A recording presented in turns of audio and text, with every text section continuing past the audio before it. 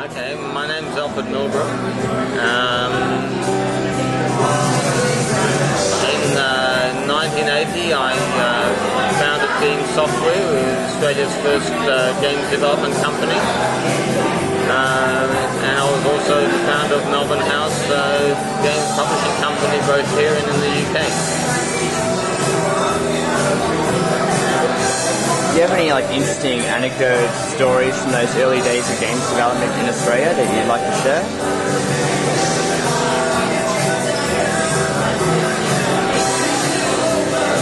Well, when we first started, we didn't even have an office. I mean, the first programmer that we employed was William Pang, and he had to work in our living room. And we had almost no computing power at the time. The computer that we were working for was a simple ZX80, which had a 1K of memory. So a lot of the programming had to be done on paper. I mean, there was no machine that you could actually do your programming, and there were no interpreted languages or compiled languages. It was all machine language. All had to be entered in.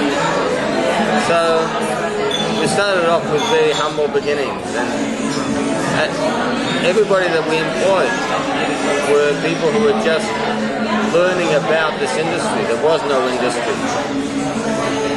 When we came to employ a graphic artist, how do you define what a graphic art is for computers when no one's ever heard of it? So we advertised for graphic artists, and we asked the people who come into the interview to try and draw something on graph paper using the squares and little 8x16 pixel area, trying to do an animation. I mean, those were the days. That's what we were dealing with. So, what do you think the greatest achievement of Melbourne House would be? I think that Melbourne House did a terrific job. We ended up with 10% market share of the UK and European market in the early 80s. We were in the top 3 publishing companies in the UK, and we were the company that people were trying to emulate in terms of quality and range of games.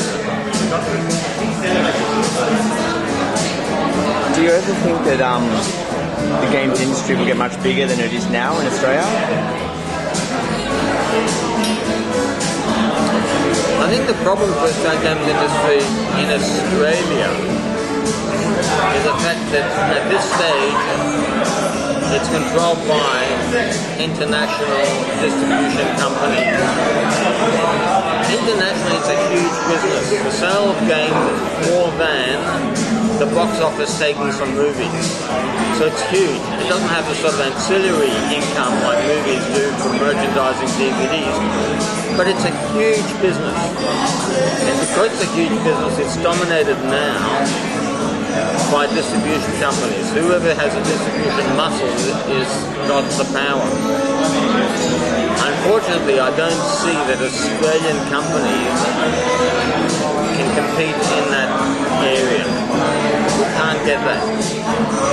But things change, so maybe there's going to be a new distribution model in the future, whether that's through broadband distribution of games or a different kind of games market or a different kind of medium that you play the games on.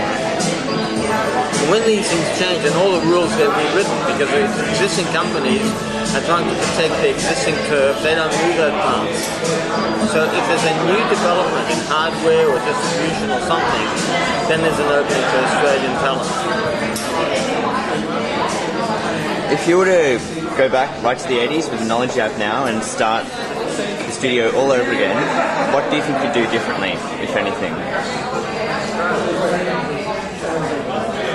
In terms of games development, in terms of the staff that we employed, I wouldn't do anything differently.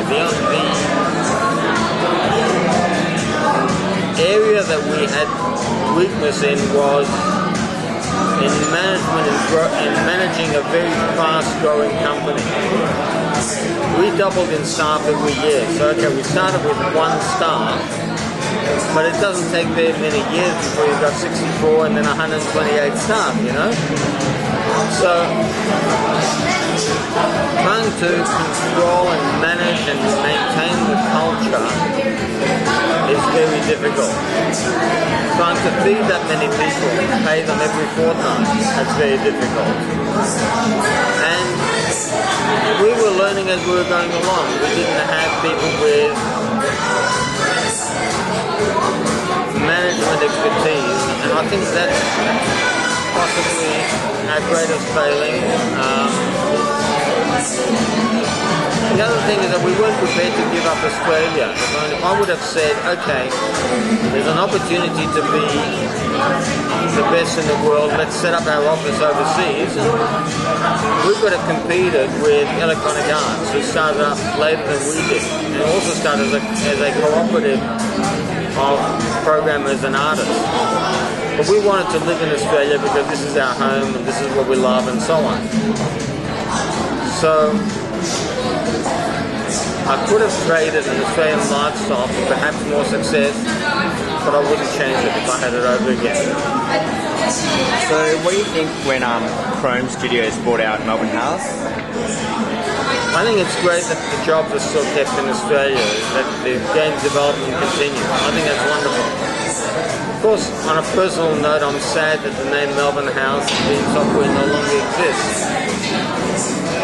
But you got to be realistic, you got to go with the time. I think it's terrific that it's still going. What have you been doing since you left Melbourne House? Well, I've been involved with websites. I was involved with hotgames.com, which was a games site, which was then taken over by a public company in the UK. I've been involved with educational software through Smarty Pants, and at the moment I'm involved with a website that sells one product a day, zaz.com.au, where you don't know what the product is going to be tomorrow, and you've only got one day to buy it. So, any plans on getting back into games? Not as the games industry stands at the moment. And do you reckon there'll be any chance of Melbourne House, the name, popping up again in the future? You never know. It's already had one resurrection. I mean, initially Melbourne House was the name that we published. The name was then taken over by Mastertronics and Virgin Games. They decided to let it lapse, and we took the name back again. So it's had one revival. It's possible there'll be another. Okay. And on that note, thanks for talking to us, tsumea. My pleasure. Thank you.